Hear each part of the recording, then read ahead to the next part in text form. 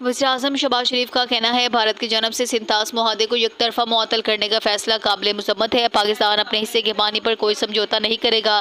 پاکستان موسمیاتی تبدیلی سے انتہائی متاثر ملک ہے۔ پاکستان 10 ملکوں میں شامل ہے جو ماحولیاتی تبدیلی سے سب سے زیادہ متاثر ہے۔ دوشنبے میں گلیشیئرز کے تحفظ کے لیے منعقدہ عالمی کانفرنس سے خطاب کرتے ہوئے وزیراعظم شہباز شریف نے کہا کہ پاکستان کا فضا میں زہریلی گیسوں کا اخراج نصف فیصد سے کم ہے۔ پاکستان سمیت دنیا کو ماحولیاتی تبدیلی کے چیلنجز کا سامنا ہے۔ پاکستان نے موسمیاتی تبدیلی کے باعث 2022 میں تباہ کن سیلاب کا سامنا کیا۔ پاکستان میں 13,000 گلیشیئرز ہیں۔ پاکستان کے پانی کا نصف حصہ گلیشیئرز پر مشتمل ہے۔ سیلاب سے فصلوں اور انفراسٹرکچرز کو شدید نقصان پہنچا۔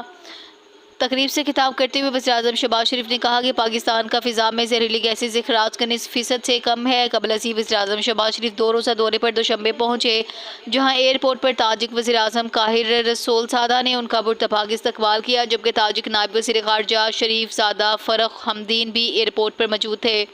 بعد ازاں وزیراعظم شہباز شریف نے تاجکستان کے صدر امام علی رحمان سے ملاقات کی، جس کے دوران صدر امام علی رحمان نے تاجکستان کے عالمی اقدامات کے نفاذ میں پاکستان کے تعاون کو